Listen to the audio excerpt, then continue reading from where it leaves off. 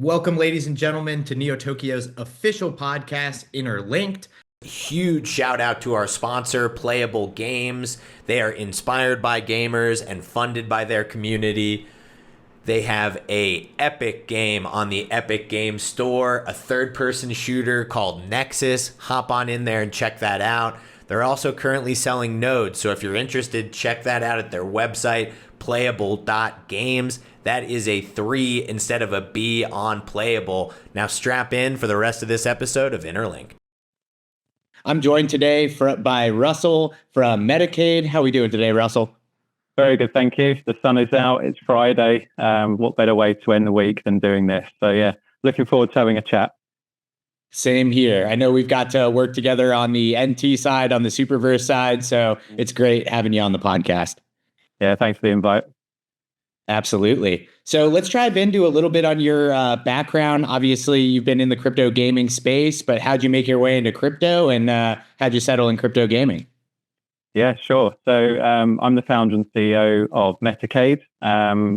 We've been going now just over 2.5 years, which is in crypto years a lifetime. But my background prior to taking this on and running this as a new project is that I was involved in the previous cycle as an investor speculator, was an avid reader of Bitcoin, learning it pretty early. And yeah, just always had a natural affinity with gaming. Was running a consulting practice at the time, primarily focused on SaaS business models, so software for sales. So I've always been a platform builder, which is hence why we're in the infrastructure side of gaming and not out and out gaming. But yeah, I thought if the cycle comes around again, there was a lot of lessons to have been learned from the first cycle in gaming.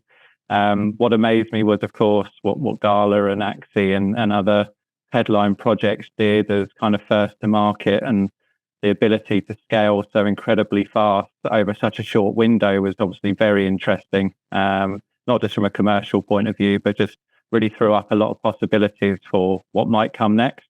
And I thought, well, if this cycle comes around again, I want to be more than just a participant.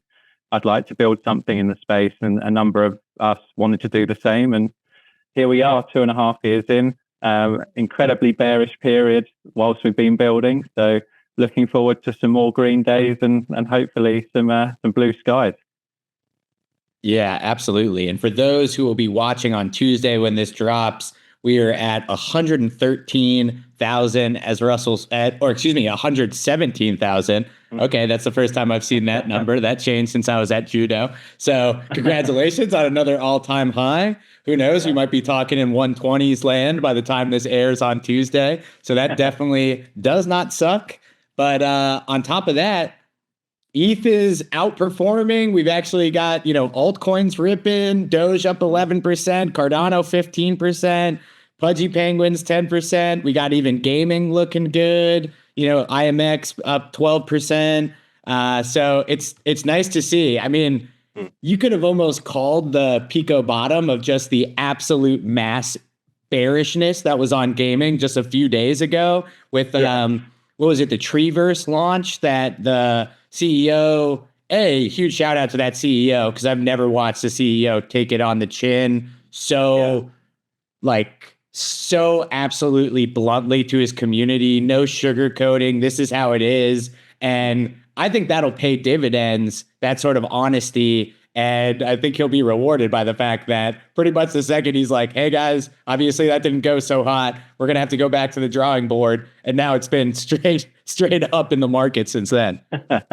Exactly. I admire any CEO that's prepared to be publicly facing, but also deal with particularly the adversity or the challenges head on straight away. We've seen a couple of examples of that recently, and it just goes to help improving the industry and the maturity that this whole space has to go through at some point to be taken seriously and to the wider audience. So yeah, hats off to him. It was a big one, but yeah, we're starting to see a lot of cleanse and change in the gaming space, and I think it was absolutely necessary. And like any market, it will reward the strong, the persistent, and the ones that manage money, roadmap, and everything that comes with running a business.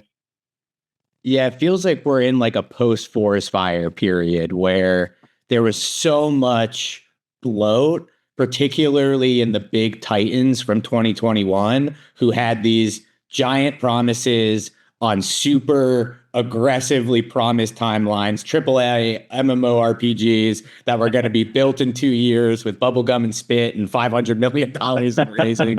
And most of those, shout out to the few that are still building. Obviously, we got Axie building their MMORPG, Star Atlas still trucking. Haven't heard much out of like giants like Illuvium. We've had tons of different closings. So it seems like we're in this beautiful creative destruction where expectations, as we were just discussing, have been essentially set to zero, where everyone's like, crypto gaming's dead. And again, the market is a representation of expectations. So if you're starting from these super low A, valuations, and B, expectations, that can be a really fertile ground where, now games are raising at reasonable valuations for games, not not Nvidia, but massive. I mean, some of these games were getting launched at damn near like activation or valuation prices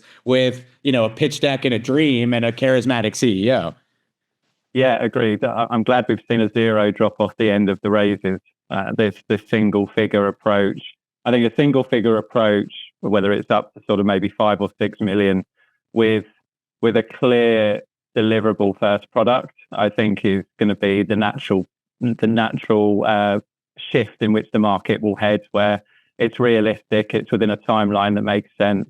But I think anyone getting into the market now, it's certainly within this period we're talking and the next few weeks, I think probably the optimum, to be honest. Because like you say, the cleanse, the shed has gone on, the forest fire, and it's taken a lot of big names with it. It's also exhausted a lot of people, like founders that have been plugging away and it's like, when does this end? So caps off to everyone that is turning up every day, whether you're providing content, whether you're building something, because my goodness, it's running something in this space is like no other. The scrutiny is intense, and building through that and sticking to your plan takes real conviction, and not many can do it. And we're starting to see smaller projects starting to get a bit more sunlight, as we say, and I think there's some cracking projects out there that are just not correlated to the market yet, and I think they will, and when they do, I think they'll explode, and the vast majority of them are in Neo Tokyo. So I think we're going to see almost like a second coming for gaming over the next few months. But let's not get too excited. It's only been a couple of green days, and what we're like. We flip so fast. So oh yeah, absolutely. And I totally agree. I think this is one of the toughest spaces to build in, because if you think about an indie developer studio or a mainstream developer studio, obviously the feedback they get can be brutal upon launch, like no doubt about it, but they essentially get to build in private. It's much more close to the movie industry, where you do some focus grouping, of course, but maybe you drop some trailers and then you drop a beta maybe a month before the game, and then boom, you're live. Where the comparison I often use, I had done stand-up for maybe about a year, which is definitely also brutal. And this, I think, is the closest comparison. You are building in front of an audience. You are getting heckled every single day. You're showing up with, a half-baked idea that could turn up to something beautiful. You have all these different, sort of stakeholders with completely different expectations. You have like maybe the speculator, you've got the true gamer, you've got just the straight up troll who's just farming for engagement. You've got just bots that are just creating volume, so you're getting trolled by people that don't even exist. It's absolutely brutal. But I think the beautiful thing about it is when you see a well-polished stand-up set, it's bulletproof because it's gone through that sort of crucible. And my hope is that we're going to end up seeing some games on the other side of this brutal process that are really, really strong. Yeah, I agree. I think, the brutality builds strength. The strength then gives you an idea of the teams that have got real conviction in what they're delivering. I think also the gaming industry has learned a lesson, which is that reaching for the stars with the AAA that's going to change the world in one single sweep. I think a lot of people are probably sitting there reworking their ideas and their expectations, because as much as I always admire ambition, to think that one game is going to change it all, I think is a little bit naive, maybe looking back at it. We've always taken the stance of kind of daily consumer focused casual gaming experiences and kind of test the water in that space where you know that you're going to have a much wider audience to play with. And as a result, get much quicker feedback loops and work out what works and what doesn't. Anyone building a really large scale game have really got their work cut out, because Off the Grid has proven it. They're doing really well, all things considered, but the numbers are still creeping up. They're not accelerating or curving up banana style at the moment. So there's a way to go. I think some of these games we will see around for a number of years, and I think they will eventually do well, but you need an addressable market, and crypto doesn't have that addressable market at that scale just yet.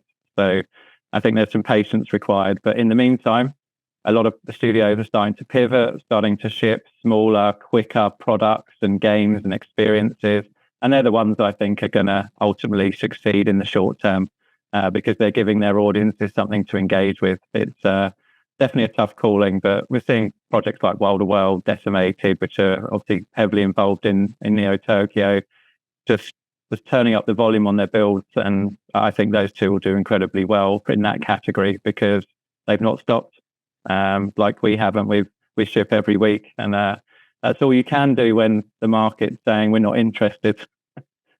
Yeah, no doubt. And I would recommend to any of the founders in the audience or anyone who's interested in building a video game, go pick up Blood, Sweat, and Pixels and read the Stardew Valley story. Because before there were AI tools, one guy with a dream built probably one of the games that really, really like captured a huge amount of the audience, a huge amount of nostalgia. So if you've got the drive, especially now with the ability to generate 3D assets using, AI tools, even do some like vibe coding, like the leverage that's being given to the individual. And, some of the greatest games came out of user generated content in other game universes. I know Halo 3 was the first one that really drove this home to me, but I know they weren't the first to the ball. Was, you had all these like little games spinned up that Bungie could have never imagined, like these ninja courses that I would jump in with my brother, and we would spend, hours trying to figure out how do we get to the end of this little man-made maze, which in a lot of ways I think inspired like sort of the Fall Guy genre, or like the tower climbing genre. I know Goblin Town made a really successful version of that actually broke into the Web 2 space. So really, really excited. I'd love to dive into what you're building. Obviously, you're building on Base, which is super exciting. So we'll dive into that too, but maybe set the table for what you guys are building for the audience that might not be familiar. Yeah, sure. So we have our own games, and those games are built, ready, playable as we speak, and have been for a while. So we built effectively a platform that allows people to play hyper casual tournament games. So very simple mobile desktop games that you can either spin up your own tournament with your friends, choose the token you want to use in that prize pool and that experience. And effectively, you can spin up your own tournaments. Any community can do it. Any group of people can do it. Any guild can do it. And you can pick a selection of games. You immediately engage. It's all done there and then. It's all self-serve. And people can crack on and really just set up gaming nights and do what they want, really. We also use that platform for larger, more interesting prize pool tournaments, which we have starting next week again for our NFT holders, which prize pools can be in the region of sort of 5K upwards. So it's not a small target to go at, and we have a few thousand players that will be rolling into that. So we change up the games every month. We're fortunate with the relationships that we have with other game studios. Things that are trending stay, things that are not so interesting get chopped out, and we bring new titles in. So it's an evergreen model that always presents a new game and a new challenge each month. And that's really the tournament side of things. And then we have our own gaming IP, our own social strategy game called Gangs of Metacadia, which our branding kind of nicely aligns with Neo as well, in the sense that kind of that cyberpunk city where we've got 5 gangs. We run seasons of like Mafia Wars, if you've ever played Mafia Wars before on mobile. But you get to mint a pass to one of the gangs. You can then perform heists on the other gangs and steal their tokens. You can start fights. You can influence the city through influence points. We have an AI generator that does daily quests. If you complete them, you get certain credits, which you can use to promote your own gang or take out other gangs. You can race rats in our city as well, which has become a real fan favorite. And we're close to rolling out season 4 of that. And every time we've done it, the players have increased, the prize pools have increased. I think we're around 20K, I think, in vault to value by the time season 3 finished, which was pretty huge considering it was still in kind of its testing phase. We've got some interesting tweaks coming on that one. So, and because we're on base and because of what's happening with Coinbase, we're in the process of developing mini apps as well, which will be deployed inside the new Coinbase app when it's launched, we hope around September. So yeah, we're very much focused consumer front end, fun, easy, any level of player can engage in tournaments, any level of player can jump into gangs, and then the mini apps will be available when the Coinbase app gets upgraded. So yeah, 3 nice touch points. And we also have all of our games on Telegram as well. So we've got a nice gaming layer on Telegram, which people tend to practice on and then enter the prize pools a bit later on. So yeah, free to play, don't have to connect wallet to start with. You can come and just enjoy the experience. And we're pretty pleased with the UI and the UX. And yeah, we run a number of tournaments, different projects. We list other tokens there. Super, have a vault in gangs, which they sponsor, and we put up some super every season. We do gangs, and we'll be opening up those vaults to other partners. So it's a really cool way for communities to collaborate, but actually do something instead of just put on X that you're a partner. It's an actual gamified partnership where there are genuine prizes at the end of it. So we've gone for the fun end of the market, which is a little less pressure.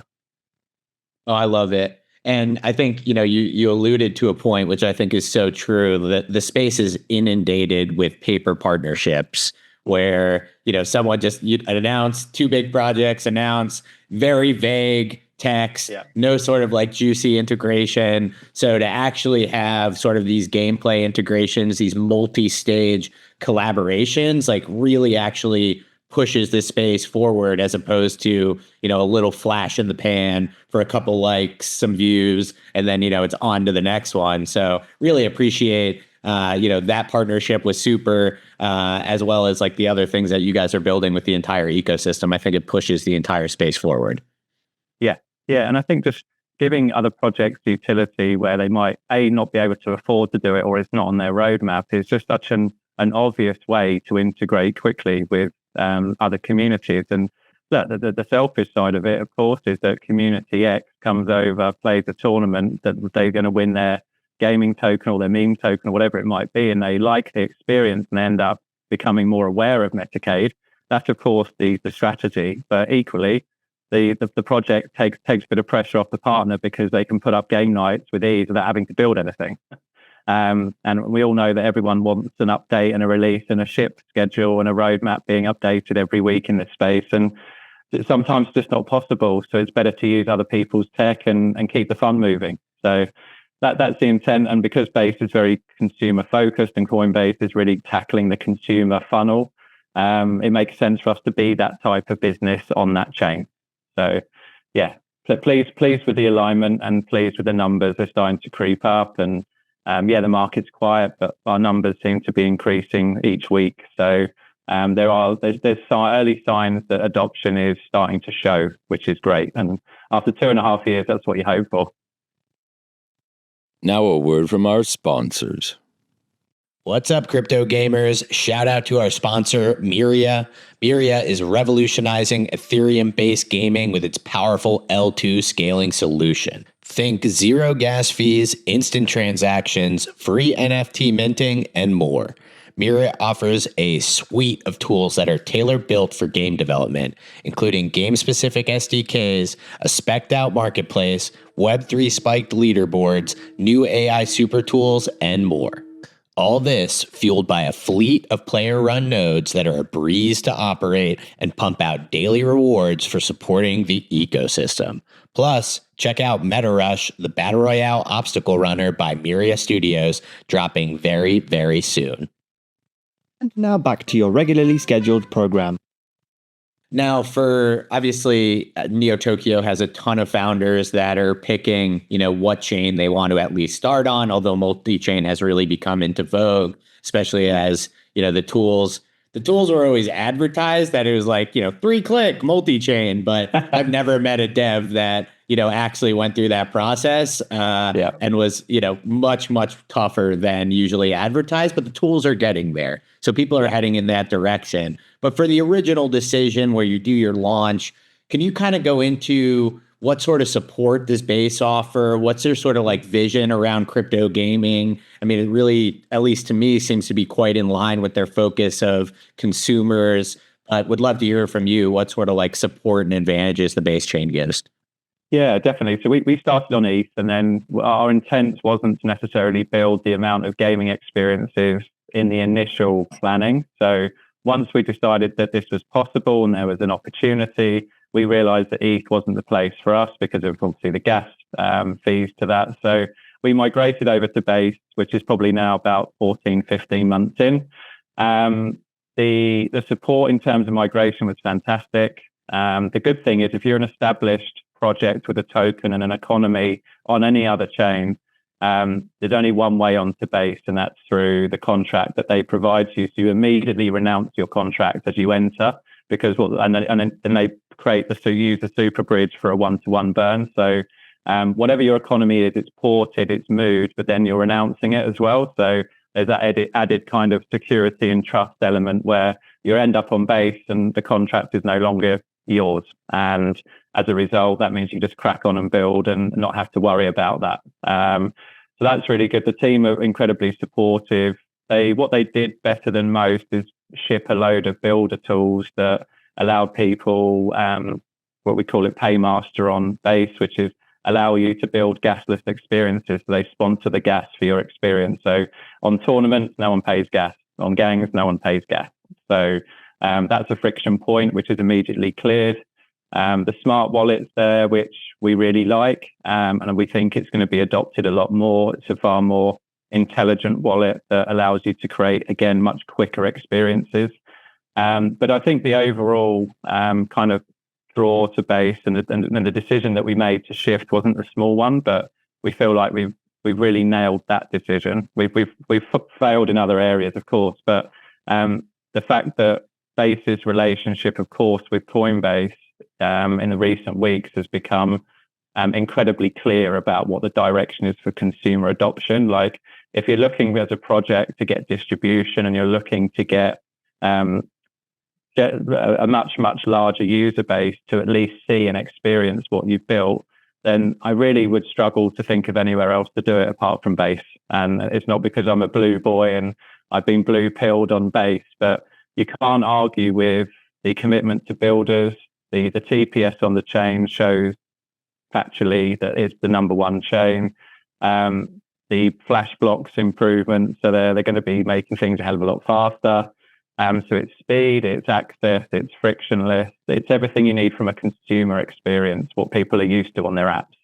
And what Coinbase are doing with the Base projects when the new app comes out is really the sunroof opening. And it's any builder that's looking to get mass adoption. I can't see anything that's going to come close to it in the next couple of months. So yeah, it's a very exciting time. And you can see that the team are literally shipping 24/7. So I think that's a pretty good advert for Base, because what they don't do is, and they probably won't mind me saying it, is they don't chuck a load of money at you to try and get your project onto the chain. I think that's a bit transparent now and people know what that's all about. They will provide you with the tools, the resources, the infrastructure. They're available. You can apply for small grants, but it's not a life-changing money in that sense. But it gets you to where you need to be. And gaming is definitely one of the lead use cases within their consumer focus. So like you'd expect it to be. So they're really back in gaming. There's a handful of us that are built and ready, which is good. And there's a big tranche of early stage projects building super quick now with AI. So we expect it to be a competitive market, and we are getting a lot of inquiries as to how to come to base from other established names on other chains. So I think they're starting to see what the commercial opportunity is likely to be as well. So yeah, it was a really good decision for us. And we think once the app comes, it's going to blow people's minds. So yeah, good for gaming, good for crypto in general, and brings adoption into the decentralized side much quicker and much easier. So I think we're going to start seeing numbers that should reflect everyone's efforts. Plus, I would think another tailwind is I started getting into crypto gaming at around 2021. I read on a stocks, like the Apple Stocks app, a little news article talking about Axie Infinity and how, they were breeding Axies and selling them and making money. And like literally I went from, I think I bought my first Bitcoin, and like a month later I was like hopping over to Ronin chain and bridging and like trying to figure out how to do my first breeding. So the reason I bring that up is in the early days, I was definitely sipping the Kool-Aid that like gamers are going to want to self-custody all their assets. And then the more I realized is people really want low friction and they don't want responsibility. If you think about the direction, I'll speak just from the perspective of the United States, but I think this is a more international movement, is people don't want to have to worry about making a tiny mistake and accidentally showing their seed phrase in front of their phone camera and having everything liquidated instantaneously. They really just want a smooth experience, and they don't want to be screwed over by games. That's the actual pain point. You don't want Activision making a change and now none of your assets go into the new game, and you got to get all new skins and you lose that work, or servers getting shut down. But I really think that Coinbase and other applications that are going to probably follow suit are probably the better model for mass adoption, which is you want a custodian. You just don't want a custodian that screws you over. Yeah, it's a really good way to put it, because when you're a gamer or when you have an opportunity to immerse yourself in something, the goal is to have fun and really just lose yourself for a couple of hours, isn't it? It's not to add risk and responsibility. I mean, life is busy enough as it is. So to have that responsibility, that calculated decision making, we all know we've all made that slip up where we've sent the wrong thing in the wrong direction, or we've connected to the wrong site, and everyone's had a wallet drained at some point. Unfortunately, all of that, there's no way mass adoption occurs with that risk model. Like, it's just not a thing, because why would people actually want to engage in a risk environment? So yeah, I agree. Custodians will be key. I think people will want to start with, oh wow, that's fun, and I didn't even know I was accruing token or an NFT or an experience. They just become digital assets. I fully believe that it will be a consumer funnel first, and then once people build trust and a wider audience has a grip on it, I think a lot of the projects will look at that and think, okay, we can move this now forward. Because, I think the risk, particularly with the asset values in the last cycle, like some of the assets, some of the NFTs, I remember Star Atlas, those big ships going for crazy money. And obviously, all of that is great at that moment in time, but we need to break that. But it's great for a few months every 4 years. You can't really run a business on that. It's like having a World Cup or something. It's like you have a great time with your friends for a couple of months, and then you wait 4 years to the next one. But this, I think, because a lot of the large, particularly platform-based businesses are pursuing the kind of one app mentality that you will consume, you'll yield, you'll buy, you'll run all your socials from one app. There'll be a big chase on with Coinbase, X, Robinhood. They're all showing their cards now, and I think everyone should be really excited about a larger audience coming in. It's just whether or not that audience can find you. And unfortunately, we're all going to be positioned on base inside of the Coinbase app. So that big audience doesn't have to look very far. And on the last Q1 report, there was like 8 million monthly users using the app at any given time. So I'd be quite happy with 8 million people looking at Metacade. Oh, no doubt about it. And I can feel the bubbling up rage of the entire Bitcoin community at my comments. So I will say that was specifically aimed at gaming, consumer focused. I'm totally orange pilled on Bitcoin and the ability to, self custody and, I think one of the examples that always really resonates with me, the, women working in Afghanistan who were having all of their wages essentially garnered by their husband or brother or anything, and the ability to store your money in your head. All of that is beautiful and I think world-changing technology. But this was focused on the gaming.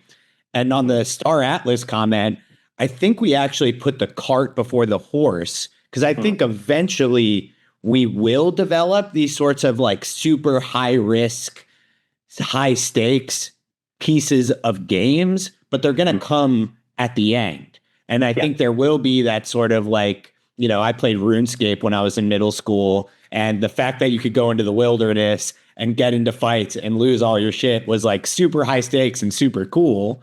But that's not going to be the mainstream adoption. People want to at least, even in RuneScape back then, there was a whole universe you could explore with no risk. And then if you wanted to, sort of flex and show off your clout, you could take a walk through the woods and see if you could, take somebody's, legendary weapons or armor.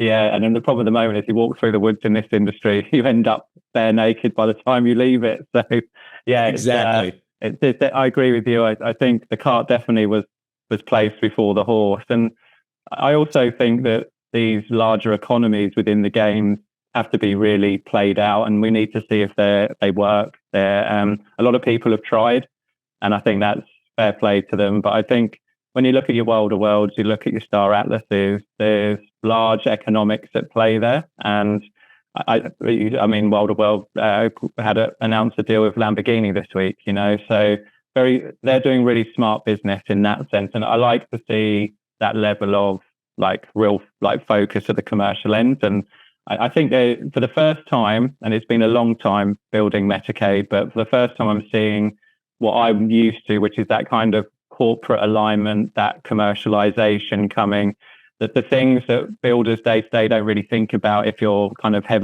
you're on the tech side, you're building, you're shipping, you're getting your products ready. My role is to look at what that puzzle looks like 3-6 months in advance. And I definitely see the alignment coming. And having a number of Coinbase users coming in and exploring apps, social feeds, creators, everything that comes with it. And the gaming app store will probably be the busiest, I would have thought, because it is on any app and on anyone's phone. So I expect it to be a real, probably the narrative coming into the back end of the year, because when you think about it, no one else can compete with it. They have distribution above, they have the L2 base chain, and they have builders who are going to be elevated into that mainstream application. Like, you couldn't ask for more from a when marketing conversation with your community. So it's awesome, I think. And we'll see a lot more projects from other chains look at versions of what they do and probably look to capitalize on that. So I don't want to say too much so that it gets too crowded. But over on this side of the woods, it's looking like consumers are going to come and they're going to visit, and it's our job to make sure those experiences are really good. Yeah, and you had mentioned the builders. I would love to get a little bit of a feel for the landscape. Who are some of your peers on base? What are some of the most like promising games that people should check out besides Metacade? Yeah, so we've got Super Champs. Huge. Super Champs is great. Yeah, they are. And again, they'll get their day in the sun. If you look at what they're doing and you look at what everyone's doing and you only relate it to price, you'll go mad, right? But Super Champs are a great partner. We do a lot with them, and we'll be doing a lot more with them shortly as well. Obviously, we've got Super over on base as well, which has helped us utilize and amplify gangs, particularly with Super being available in the vault through the integration. In terms of actual playable games, we've got 2 big titles migrating over, which I can't say who, but I would say they're top tier, coming to base within the next week or two. That's a tease. That's a tease. And I don't think that's where it stops, to be honest. I think we're going to see a lot more of that. But we've got lots of builders that are close to shipping. You've got Barrio, you've got B3 as well. They're doing something smart with an L3. So I'd say it's interesting. As much as this commercial opportunity is huge, you've probably got a handful of firms that could take advantage of it. But I think because the way mini apps are now being built and how quickly they can be built, and I know that because one of our lead devs joined that team and she now leads that division for Coinbase, and she's making it incredibly easy for builders to ship apps.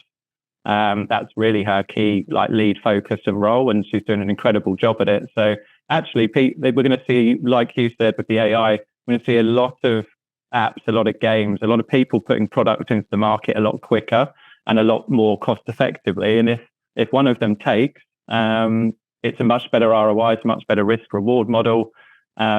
And then they can iterate and develop on top of it. So I think we're going to see more games more apps and games being shipped onto Base, which are smaller, kind of early stage. But if any of them take, they'll move very, very quickly. So yeah, it's going to reward the builder that really doubles down. And this is a good thing. I don't think you need to be a big studio with 60 million in the bank to do this.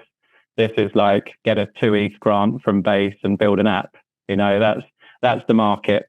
And I think we'll see a lot of unknown names become quite big names in the next 6 to 12 months. So yeah, it's a true creator and builder environment right now. And the tooling is there for people to do it. Oh, I love it. I'm excited to see who ends up coming over to Base. This will be Tuesday when this comes out. So hopefully that announcement will be right around the corner.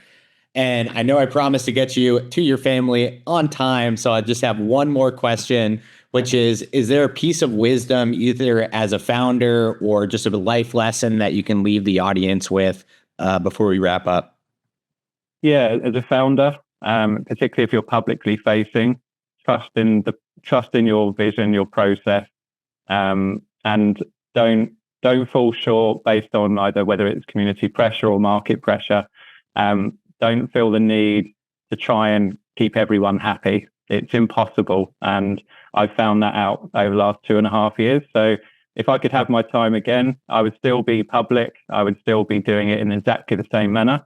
But I really would have doubled down on the conviction of our internal plans. We've got very smart people and we know what we're doing. So in that sense, it's really just trusting in the journey. And also the unexpected nature of this industry. You wake up one day and things are down 10, 20%. The next day it's up 50%. And your brain is not wired to deal with this, particularly when if you're a speculator, if you have a token and it goes up and down and you're a buyer and a seller, that's one level of psychology you have to deal with. When you're building in the space and the only